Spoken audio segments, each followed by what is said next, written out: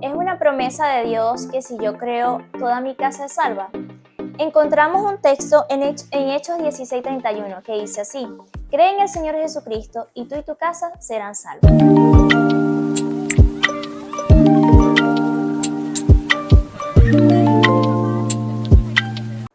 Hola, ¿qué tal? Bienvenidos nuevamente a su programa Gracia y Paz Podcast. Como siempre les saluda Yacelis y Aura. Y queremos invitarlo a que puedan darle me gusta a los videos, puedan suscribirse y puedan activar la campanita de notificación para que cada vez que subamos un video pueda llegarles la notificación y puedan estar atentos a todos los videos que posteriormente, estaremos subiendo.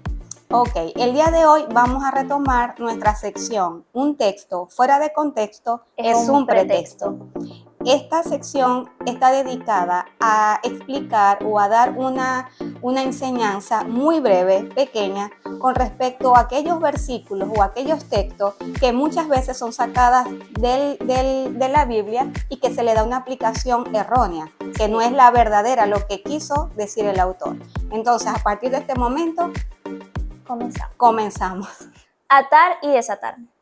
Mateo 16:19. Y a ti te daré las llaves del reino de los cielos, y todo lo que atares en la tierra será atado en los cielos, y todo lo que desatares en la tierra será desatado en los cielos. Muchas veces utilizamos este versículo para atar y desatar cualquier cosa, es decir, cualquier tipo de espíritu, demonio, espíritu de lujuria, espíritu de escasez, espíritu de pornografía, etc. O también lo utilizamos para desatar bendición, riquezas, casa, auto, etc. Entonces, vamos a analizar este pasaje. Ante la pregunta de Jesús de quién era él, vemos que Pedro le responde: tú eres el Cristo, el Hijo del Dios viviente. Es decir, que a Pedro le fue revelado quién era Cristo, que era el ungido de Dios. Ante esto, Jesús le dice: bienaventurado eres, Simón, porque no te lo ha revelado ni carne ni sangre, sino mi Padre que está en los cielos. Luego el Señor Jesucristo le dice: y a ti te digo que tú eres Simón, y sobre esta roca edificaré mi iglesia. Vemos que acá el Señor le dice particularmente a Pedro: y a ti te digo, no a usted ni a mí. Entonces podemos ver que primeramente Jesucristo es el fundamento de la iglesia. Él es, como dice la palabra, la piedra angular. Y luego de allí vienen los apóstoles y profetas de aquel tiempo. Entonces vemos que en el versículo 19 el Señor le dice: y a ti te daré las llaves del reino. Y todo lo que atares o desatares en la tierra va a ser desatado o desatado en el cielo. Ahora bien, ¿qué era lo que podía atar y desatar Pedro? Esto de atar y desatar era una metáfora que utilizaban los rabinos de aquel tiempo para algunos asuntos prohibidos o no prohibidos en cuanto a la ley. Entonces, el Señor Jesucristo le dice a Pedro que él tiene la autoridad para establecer el reino de Dios acá en la tierra. Es decir, que mediante la predicación del Evangelio nosotros tenemos o podemos orar a Dios para que a través de la palabra otras personas puedan conocer del Señor y que sus pecados sean perdonados. Entonces vemos que este texto tiene una connotación espiritual. Este texto no es para desatar bendición ni ningún asunto personal. Este texto trata sobre los pecados. Si nosotros leemos Mateo 18:18, al igual que Mateo 16:19, nos vamos a dar cuenta de esto. Entonces, aquella persona que se le predique la palabra y que crea en el Evangelio va a ser desatado, es decir, sus pecados van a ser perdonados. Y aquellas personas que no crean en el Evangelio van a seguir atadas al pecado. Entonces vemos lo que verdaderamente quiere decir este pasaje. Y es importante que nosotros leamos las Escrituras para que en el momento que nosotros llevemos la palabra a otras personas pueda llegar un mensaje que no esté adulterado y las personas verdaderamente puedan convertirse al Señor y puedan ser enseñados de la forma en cómo Cristo lo hizo y en cómo Dios ha inspirado su Escritura. ¿Somos todos hijos de Dios? La respuesta es que todos somos creados por Dios, pero no todos son hijos de Dios. El versículo que mejor explica esta afirmación está en el libro de Juan, capítulo 1, versículos 12 y 13, que dice así: mas a todos los que le recibieron, a los que creen en su nombre, les dio potestad de ser llamados hijos de Dios, engendrados no de sangre, ni de voluntad de carne, ni de voluntad de varón, sino de Dios. No es por medio del linaje, sino que es a través de la regeneración que son llamados hijos de Dios, así como lo establece también en el libro de Juan, capítulo 3, versículos del 5 al 8, que dice así: de cierto os digo, que el que no naciere de agua y del Espíritu no puede entrar al reino de Dios. El que nace de la carne, carne es. El que nace del Espíritu, Espíritu es. No te maravilléis cuando te digo que debes nacer de nuevo. Entonces vemos que nosotros por naturaleza y por medio de la caída de Adán y Eva somos pecadores y por lo tanto hijos de ira, hijos del pecado, de la desobediencia. Pero el Señor, en su gran amor, no nos dejó de esa manera, sino que envió a su Hijo, al unigénito, para pagar todos los pecados que habíamos cometido todos nosotros. Entonces vemos que a través de esto, el Señor nos da su adopción a través o a todos aquellos que han sido regenerados por el Espíritu. Todos aquellos que han recibido el Espíritu y han nacido de nuevo y que han sido adoptados por el Padre, van a mostrar evidencia de esa adopción a través de una vida y una mente renovada. Si todos fuéramos hijos de Dios al nacer, entonces el sacrificio de Jesucristo y la adopción del Padre no serían necesarios. Entonces, con todo esto podemos concluir que todos aquellos que han nacido de nuevo y han sido regenerados por el Espíritu son los únicos que son llamados hijos de Dios, según las Escrituras y según la palabra. Es una promesa de Dios que si yo creo, toda mi casa es salva. Encontramos un texto en Hechos 16:31 que dice así: cree en el Señor Jesucristo y tú y tu casa serán salvos. Muchas veces o comúnmente utilizamos este pasaje como una promesa de Dios para nuestros familiares. Yo también por mucho tiempo creí que con el simple hecho de yo creer en el Señor Jesucristo, automáticamente mi familia sería salva. Y el hecho de que nosotros tomemos este pasaje de esta manera hace que nosotros evadamos nuestra responsabilidad de evangelizar a nuestra familia. Entonces, bueno, vamos a analizar este pasaje. Primeramente, se dice que Pablo y Silas, en uno de sus viajes misioneros, llegaron a cierto lugar en Macedonia. En este lugar hubo una mujer llamada Lidia que creyó en el evangelio y ellos se hospedaron en su casa. Pasado este tiempo, ellos tuvieron un altercado con una mujer que era divina y posterior a esto, ellos fueron encarcelados.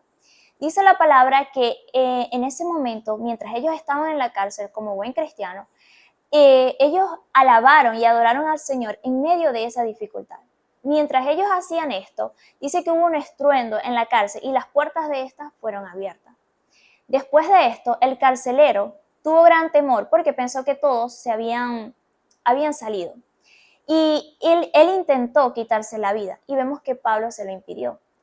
Y este hombre, al ver lo que había sucedido, el milagro que había sucedido y al saber quién era Pablo y Silas, dice que tuvo gran temor y les preguntó qué debía hacer para ser salvo. Y es cuando ellos les dicen: cree en el Señor Jesucristo y serás salvo tú y tu casa.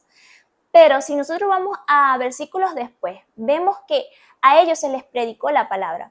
Y dice la palabra también que luego de eso ellos fueron bautizados, es decir, el carcelero y su familia. Entonces podemos ver en primer lugar que es necesario creer en el Señor Jesucristo y la salvación es individual. Y esto nos lo hace ver Juan 3:16 y Hechos 4:12. Ahora, debemos entender que nadie puede ser salvo por mi fe, ni yo puedo ser salvo por la fe de otro. Es necesario entonces que nosotros le hablemos a nuestros familiares de Jesucristo, porque dice la palabra que la fe viene por el oír. ¿Y el oír qué? La palabra de Dios. Entonces es importante que ellos escuchen la palabra, que nosotros oremos por ellos y que podamos guardar nuestro testimonio para que a través de ellos puedan ver lo que Cristo ha hecho en nuestras vidas. ¿Es bíblico cubrirse con la sangre de Cristo? Cubrirse con la sangre de Cristo es una práctica que muchos cristianos han tomado como un ritual protector para salvarse de algún accidente, de algún robo, de alguna situación e incluso para proteger sus bienes, cosa que va en contra de lo que establece la palabra de Dios. La controversia de cubrirse con la sangre de Cristo ha sido que muchas personas dicen que les ha funcionado, es decir, han hecho esta práctica y han obtenido el beneficio que esperan. Entonces, estas personas defienden a capa y espada el cubrirse con la sangre de Cristo. Sin embargo, podemos ver que el Señor no aprueba estas cosas y vemos dos ejemplos muy prácticos. En primer lugar, en Filipenses 1:15, habían personas que estaban predicando de Cristo por envidia. Sin embargo, Pablo les dice a estas personas que los dejen quietos, ya que él se regocijaba porque de una u otra manera se estaba predicando el Evangelio. Otro caso que podemos ver es que si un joven, un hombre, se casa con una mujer que es inconversa, que no es creyente y que conociendo sobre el yugo desigual igualmente lo hace, entonces hay dos casos. El Señor puede por misericordia hacer que esta persona llegue a los pies de Cristo, que se convierta a Él. Pero vemos que esta práctica no quiere decir que se tome por regla general que todas las personas, que todos los creyentes solteros busquen fuera de personas que sean creyentes una persona para casarse. El hecho de que Dios haya obrado de manera misericordiosa en estos casos no quiere decir que sea una regla general que deba seguirse en el cristianismo. Cubrirse con la sangre de Cristo es un ritual que no tiene un sustento bíblico, ya que muchas veces se toman pasajes de la Biblia y que son mal interpretados y se cae en este tipo de prácticas que no son aprobadas por el Señor. Los versículos que mayormente se utilizan para dar base a utilizar a la sangre de Cristo para estas cosas es en primer lugar lo que sucedió en Éxodo, donde el Señor les manda al pueblo de Israel a tomar corderos, sacrificarlos, tomar las sangres, aplicarlas en los dinteles de las puertas para que no hubiera plaga de mortandad en sus hogares. Entonces vemos que esto que sucedió es una sombra de lo que había de venir, ya que esto fue lo que sucedió o lo que hizo Cristo al derramar su sangre en la cruz del Calvario y que nos salvó a nosotros de la muerte. También vemos que Moisés también tomó sangre, la roció hacia el pueblo y les dijo que ese era el pacto que Jehová había hecho con ellos. Entonces muchas veces se toman estos versículos como que si lo hizo Moisés, entonces nosotros también lo podemos hacer. Estas cosas no tienen sustento bíblico, no las podemos aplicar hoy en día, porque ya el sacrificio que hizo nuestro Señor Jesucristo en la cruz es suficiente para todas las cosas. Además, el verdadero motivo del sacrificio del derramamiento de la sangre es por nuestros pecados. Y ahí es donde entonces entramos a cuál es la función verdadera que tiene la sangre de Cristo. En primer lugar, la sangre de Cristo nos redime del pecado. ¿Qué quiere decir redimir? Redimir es que Cristo paga el precio con su sangre por nuestra libertad del pecado. Nosotros, luego de que somos redimidos, entonces el Señor nos limpia de todo pecado. Entonces vemos que después de la redención viene la limpieza de nuestros pecados, tanto pasados, presentes y futuros. Y también otra función que tiene la sangre de Cristo es limpiarnos limpiarnos nuestra conciencia. Una vez redimidos y limpiados del pecado, entonces el Señor redime o limpia nuestra conciencia. ¿Qué quiere decir esto? Que ya nuestra mente es renovada por la mente de Cristo y de ahí nos lleva a una vida en santidad. Entonces, con todas estas cosas podemos concluir que estas prácticas no son aprobadas por el Señor. El hecho de que a una persona le funcione no quiere decir que la tengamos que aplicar como regla general en nuestras iglesias. También el hecho de hacer estas prácticas nos puede llevar a herejías que son muy peligrosas para nuestra vida espiritual.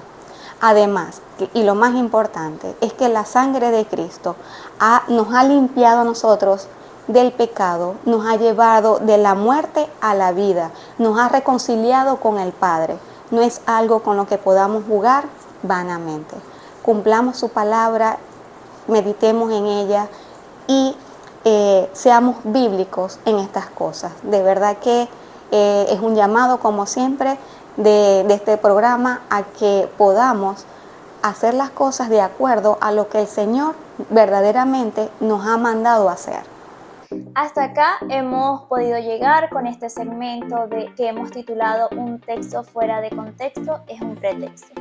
Y el propósito de verdad de nosotras en cuanto a dar a entender lo que de verdad quieren decir estos versículos es porque muchas veces nosotros, tal vez por falta de conocimiento, falta de que escudriñemos más las escrituras, Así es. muchas veces tomamos un texto sin analizar qué quiere decir en realidad ese texto, cuál es su contexto histórico, a quién fue dirigido ese texto, que es muy importante que eso lo tengamos en cuenta cuando nosotros queremos de alguna forma repetir un texto, porque hay muchos textos en la Biblia que son como que muy famosos, los repetimos muchas veces o es lo que nos han enseñado. Entonces el propósito de nosotras en este punto es que poder dar a conocer con exactitud lo que verdaderamente quiere decir este texto y que la palabra de Dios, cuando nosotros las expresemos, sea de una forma clara, sea tal cual como fue inspirada Como lo quiso en ese expresar el pasaje, autor, claro, inspirado por el Espíritu supuesto. Santo. Entonces, bueno, le invitamos a que usted mismo pueda escudriñar las escrituras y, como dice la palabra, que si alguno está falto de sabiduría, pida a Dios, el Amén. cual dará abundantemente. Porque es. nosotros no podemos ser sabios en nuestra propia opinión y tampoco podemos interpretar las escrituras a nuestra conveniencia, sino que verdaderamente tenemos que saber qué es lo que el Señor nos quiere hablar a través de ella, y es importante por eso que la escudriñemos y que le pidamos mucha sabiduría a Dios. Amén. Bueno, muchas gracias a todos por escucharnos, por vernos, por enviarnos sus mensajes. Esperamos de verdad que estos puntos que hemos aquí expresado les sirva, le edifiquen y que de verdad puedan, así como dice Aura, puedan escudriñar, puedan meditar en sus Biblias, puedan hacer estudios dedicados a estos versículos y que puedan comprobar por sus propios medios, a través de la Biblia, a través de las Escrituras, todo lo que hemos dicho acá. Entonces los esperamos nuevamente la próxima semana, donde estaremos llevándoles otro tema de mucho interés para todos nosotros, porque así como nosotros tratamos de edificarlos a ustedes, también nos edificamos a nosotras mismas. Por supuesto. Entonces, bueno, esa es la intención. Esperamos, como dije, que nos sigan escuchando, nos sigan viendo en nuevos episodios. Chao. Chao. Hasta luego.